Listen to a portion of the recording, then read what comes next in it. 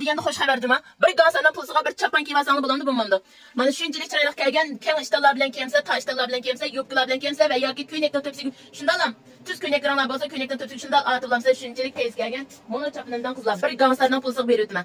Buni ba'zi qiziqqan qiz bolalar ayrim falan chiqib solsang bo'ldi, bir gansardan pulsiga berib o'tman deb aytmaydi. Mana chapanning ichidan jarons bor. Ko'rsang bo'ldi. Mana ichik nepiz tashpaqchisi bor. Darjini olib qolsa, erimdan tortib 2XL gacha, mening keyginim 1XL qizlar. Mana ko'rsang bo'ldi, shunchalik chiroyli chiqqan. Biz o'ylamda chulis varmı, u varmı, bu varmı degan qizlar bizning azam bersa, aqasonning nazarda ashunda anda bizning svarmidi, andamidi, mandamidi. Men bir qator chiqib, machapan, anadagi yan tavsiyaga asosan ko'rdimmi? Jing bensi. Maniki sani bir qadar ko'p bog'ishqa turtidan qo'ldirma, birdan qo'lda. Shunda men aytib, muvaffaq berayapman. Balki men qimmat esasam bo'lardi. Lekin shu manda kaloriyatni xolos. Shu kaloriyatni qadamini qo'yib ishga yaxshimardi. Barbara yaxshi bo'ldi lekin. Shundan o'zim shu oxirgacha yaxshi bo'lgan. Bir qator kaloriyatni ishga qadar o'ynayotgan chaqdan xalqni saramiz.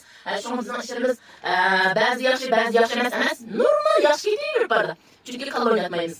Şonuşlar ihtiyaç var kızlarım çünkü hazır mağolmuşlar. Sonuçta ben çıkarıp verdim. Mani yok bilen keysek bulan kanı yansılar yok bilen keysek buldum. Mani keynan çık var mı dedi oraya. Keynan çık yok mu kızlarla. Keynan çık olap kasa mağolsa yan bir bak kızlar kanının ki mani keynan jilaş olap manda kanı da kötü olurken kalaş kanı da olap. Şu an mani ki bana keynan sırf nemiz yok çık yok çünkü böyle boylanızlar rakıdanızlar. Ağzım en müşterisiyle şu an benim namazı mani çık keynan ağzını çıkarıp verme.